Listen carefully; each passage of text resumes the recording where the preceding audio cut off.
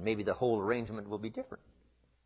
Could very well be, but in this current experience, it seems like to create an adventure, to create a unique human scenario, we need opposites and conflict.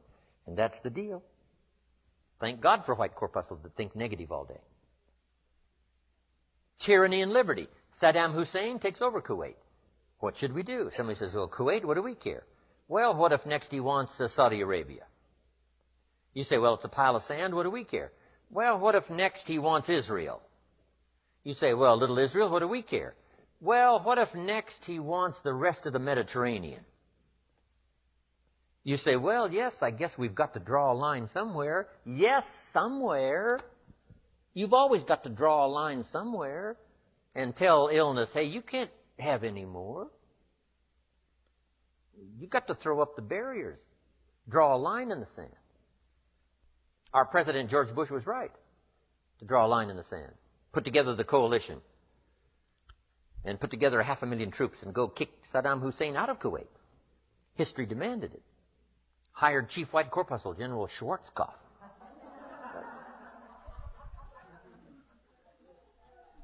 I met the general a couple of times. He was the man to send. So, liberty and tyranny in a contest. And it's the only way to have a civilized society. Tyranny cannot be rehabilitated. Tyranny can only be restrained. So, for Saddam Hussein, we put a no-fly zone on top and a no-fly zone on the bottom. Right, to contain, so that liberty would have a chance. The citizens of the world would have a chance. That the world would have a better chance. And we've got to fight these skirmishes. We've been fighting them forever. We've got to fight them forever. Whether they're inside your own body or whether they're in politics, no matter where they are. We must play this game. We must fight this game. But here's what it creates. A great adventure. Let me give you the ultimate now. Could you win if you couldn't lose? And the answer is no, it doesn't seem like it. You couldn't call it winning. You can't win if you couldn't lose. So that's the deal now. Negative, positive. Would there be negative, positive without negative? No, it doesn't seem like it. It seems like this is the current setup, for the foreseeable future. It looks like it's been that way as long as we can remember and as long as the history tells us. So, here's what you want to do if you want the adventure. You must learn to play this game, to work with all the positive forces to defeat the negative forces as early and as soon and as much as possible. To contain the ravages of disease that want to take you early. You've got to fight back. You can't just leave it.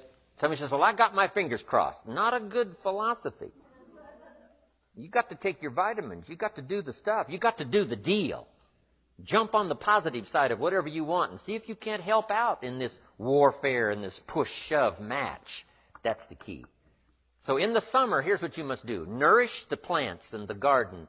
Nourish your values like a mother. Give life. Whatever you start now, you must nourish it and give it life. Don't neglect a new life if you've started a new life. What if you said to a brand new mother, where is your baby? She says, I have no idea. You would say, no, that isn't right. If you start a new life, you must care for it. You must protect it. You must give it life, give it nourishment. Now here's the other part. You must protect it like a father. That's why the old wise man said, we must learn to love and hate.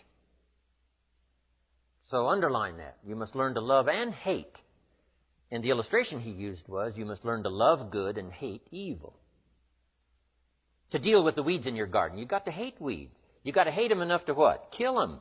You can't say, well, poor weeds. Say, no, this ain't the deal, poor weeds. Don't go soft on this stuff now. You've got to hate evil. You've got to hate the weeds that are out to destroy your garden and rob your children of the nourishment they deserve.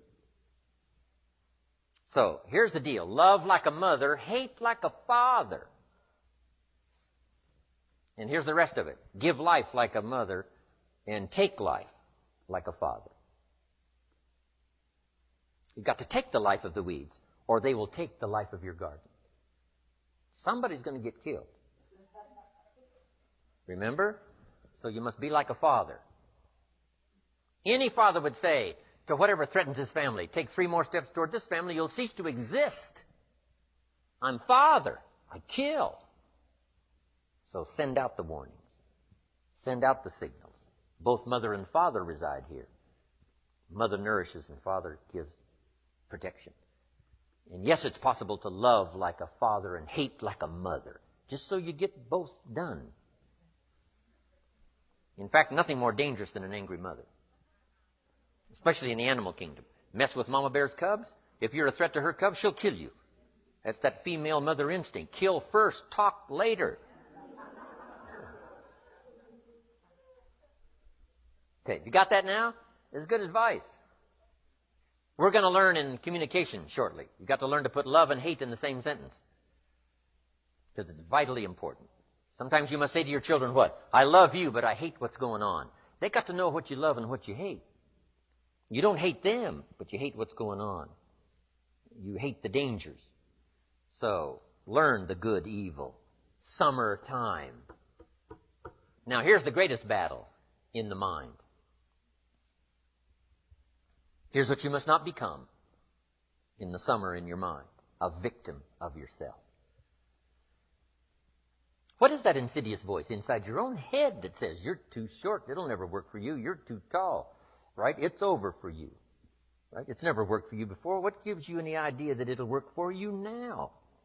You've never been able to rise up and take charge of your life. What makes you think you can do it now? There's going to be too many obstacles out there. You'll never overcome them all. What is that insidious voice? It's the same game going on inside your head that's going on in the world. Liberty and tyranny in a push-shove match. And here's what you've got to do. Cooperate with the positive side of your life and let faith drive out doubt, right? Let winning drive out losing. Let positive drive out negative. But you've got to get into the contest. And why get into the contest? Because that's how you create an adventure. There is no other way. It takes both. You've got to learn to laugh, yes, but that's not what the wise men only said. You can't just learn to laugh and keep on laughing. No, that's silly. It says there's also a time to cry. You've got to learn to both laugh and cry. Then it said you must be so sophisticated as not to laugh when it's time to cry. Then it further says you must learn to laugh with those that laugh and learn to cry with those that cry. That now gives you an understanding of what life is all about. Sadness and joy. The contest, the difference. And yet it creates the adventure. What if you went to listen to the symphony orchestra and the symphony only played little happy high notes all evening? Just little pleasant happy high notes. How much of that could you take? Say no. Don't you want to hear the crash of the cymbals that scares you to death? Don't you want to hear the minor key of the music that shows you the tragedy as well as the triumph? And the answer is yes, play me the whole orchestra. I can handle it, because that's what life is all about. Positive, negative. What if the minister only prayed happy prayers every Sunday? How much of that could you take? Happy, happy, every Sunday, happy, happy. How much could you take? Who's going to pray angry prayers? Who's going to pray frustrated prayers? Who's going to weep in public for the lost children? It takes both. You got to weep with those that weep and laugh with those that laugh. You've got to have this full understanding of the game. You've got to understand the highs and the lows, the tragedy and the triumph. Most of the music of the world is written in the minor key, the key of pathos and sadness and mystery and wonder. You can't eliminate that from your life. It takes both to create an adventure. But here's the adventure: to overcome the evil, to put evil in its place. Just like in your mind, you've got to stand guard at the door of your mind and see if you can't suppress, see if you can't do battle with the negative forces.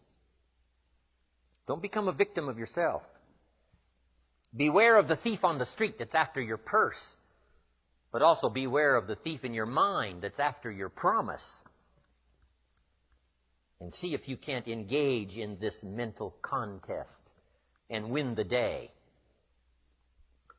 That's the summer. Now here's one more season, and that's the season of harvest. Here's the key to remember harvest time. In due season, in due time, when it's time. And part of this is to develop the patience so that when it's time, it will come. But you cannot be impatient. Patience is part of the game here. You can't plant the seed and 2 or 3 days later dig around and say, where's my crop, where's my crop? Say, no, come on, that's foolish. We'll take you away to some safe place. You got to plant and what? You got to plant and wait and exercise patience. And then when it comes time, you give it nourishment and you give it care and you give it protection, and then you got to wait some more and you got to wait some more and you got to wait some more. But here's what it says. In due time, in due season, when it's ready, when it's time for you, whatever it is, financially, socially, personally, economically, whatever the time, when it's time, your harvest will come. The old wise man said what? Run the race, and the prize will be yours if you don't faint. And sometimes, in the summer, it's easy when the sun is hot to faint, to spend less time. But if you faint not, if you're there ready after this activity of summer, do the summer work. Just make the little note. Do the work of summer. Nourishing, protecting. Whether it's family, whether it's business. The work of summer. Now, the harvest. Here's the key now to harvest, to wisely use the resources. When your harvest comes, now, you can't blow it all. You can't spend it all. You can't live it all up. Remember the 2 parts to life. 1, the full development of all your potential. 2, the wise use of all your resources. Tomorrow, one of our major subjects is going to be the management of time. Time management. If we have time, we'll go through that. As I said, I'm going to cover procrastination, but I've decided to put that off till tomorrow. The management now of your resources when they come. An ancient story says they took the 7 years of plenty and they didn't live it all up. Make the note. You must take the 7 years of plenty and not live it all up. What did they do? They used the 7 years of plenty to get ready for the next 7 years of famine. The first 7 to prepare for the next 7. We'll talk more about that tomorrow under financial independence. So the subject of the seasons, so vital, so important. Such a great illustration to almost every life situation you can think of. It'll help your kids, it'll help your business, it'll help your management people, your sales people, everybody. This could be one of our best seasons in terms of the world. The turning of the century, everybody's thinking about the year 2000. A new century, a new millennium, a new beginning, a new chance, a new opportunity for world cooperation, national, international cooperation. What can we do to play our small part in the whole wide-ranging scheme of things? It's good that everybody's thinking about this. This could be a new time, a new chance, a new opportunity. Right? Yes, we've blown it in the past, and we've messed it up in the past, but maybe, just maybe this time, there's enough technology and enough sanity and enough spirit and enough righteousness and enough rightness, enough stuff to make this, the opening years of the next centuries, some of the most promising years in the last 6,000. Wow. Now, make these quick notes and we're going to take a break. The 4 steps to success. These personal development subjects are just vitally important. The first step to success is good ideas. You must be a collector of good ideas. Here's where my mentor did me the greatest of service, and that was keeping a journal of good ideas. Here's what he said. Don't trust your memory. What classic information. Don't trust your memory. If a good idea comes, jot it down. 1, so you can review it. 2, so that you capture it. It won't be lost. So all those years back then, I started keeping a journal. I got journals you wouldn't believe. Little cheap ones when I first started. Remember the Gregg shorthand? Little books, little spiral things? I used those. You say, you must be broke. Yes, I wasn't doing very well, so it cost, $1 or something back then. Now my journals are expensive. This one costs $42. And I wished it would have cost more because I'm doing really well. My journal. But if you look at all my journals, you can tell how my life was going. Say he was poor here, and it looks like he was rich here, and then he was broke again. Now it looks like he's rich again for sure. So, but here's the key, and we'll talk about this more also under time management. Something to pass on to the next generation. The collection of ideas that made you healthy. The collection of ideas that turned your life around. The collection of ideas that caused you to learn extra skills and got the extra income. The wise use of your resources, the ideas you found on how to do that. Think of passing this on now to the next generation and the next generation. This is so valuable. But mostly now, primarily for your own study. So you can go back over what you've collected. And in a now different place, same ideas, but now that you're in a different place, you'll see it in a whole new light on how it will help change your business, help change your career, your future, relationships, and all the rest. Keeping a journal, right? Now, this is for serious students. Non-serious students don't need to keep a journal. Right? But for serious students that are serious about their health and serious about their future, serious about gathering things to make a contribution to others, keeping a journal. That's important. A collection of good ideas, first step to success. Here's the next step, a good plan. You got to have a good plan. You got to have a good health plan. My mentor asked me when I'm 25, Mr. Rohn, what's your current plan for your financial future? And I said, I don't have one. Right? And that was obvious. I said, you got to create a plan. A good financial plan. If we finished the seminar tomorrow and you lingered a while and gave me the details of your current financial plan for the future, would I get so excited about it I'd go across the country and lecture on it? You say, no, Mr. Rohn, you probably wouldn't want to lecture on my plan. My next question would be what? Why not? Have you reached this point in your life's maturity and you don't have a plan that's got you up early and keeping you up late that you're excited about unfolding? We're going to talk more about this tomorrow under Financial Independence. Here's one of the first things you must do if you're a parent. Build a financial wall around your family nothing can get through. Build a financial wall around your family nothing can get through. Now, there's other protections that a parent must engage in, but here's one of the first ones, since it's so possible living in America. A financial wall around your family nothing can get through. Got to have a good health plan. You know, you can't be out of breath after the year 2000. You've got to have the vitality, right? You got to have the breath. You got to have the vitality. So you got to have a good health plan. You got to have a good financial plan. You got to have a good plan for your goals and plans and dreams, and we're going to get into our workshop tomorrow. We'll go through all of that. So number 1 is good ideas. Number 2 is good plans. Here's 2 more. Here's number 3, learning to handle the passing of time. That's one of the big challenges in everybody's life. Learning to handle the passing of time. And then here's number 4, the solving of problems. And that's what life is all about.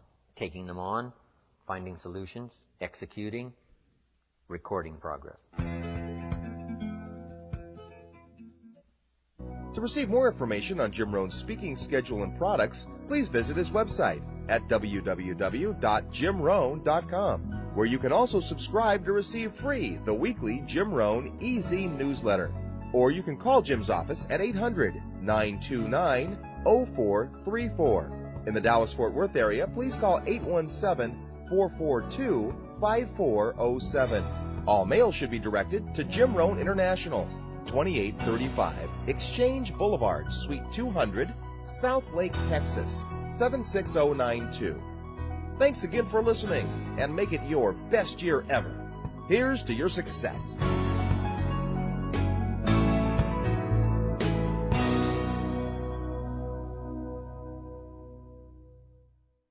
Hi, everybody. This is Jim Rohn.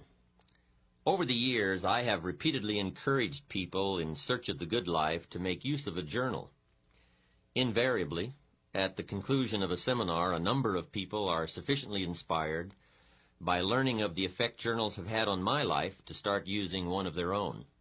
Unfortunately, inspiration and enthusiasm quickly fade in the face of all those blank pages. Instead of finding new answers to life, the journal seems to open a floodgate of new questions, such as, what am I supposed to write? Should I only write about business events? How often should I be writing? What kind of journal is best? Does spelling count? The purpose of these tapes, then, is not only to explore the incredible value of recording your life's experiences, but also to examine the endless uses and methods of keeping a journal. Hopefully, by the conclusion of this program, your questions will have been answered, and you will be confidently embarking on a new adventure in achievement with the vehicle of pen and paper. The first thing to understand about a journal is that it's your book. And because it is yours, you must be the one to select the size and style you feel most suits your needs and personal preferences.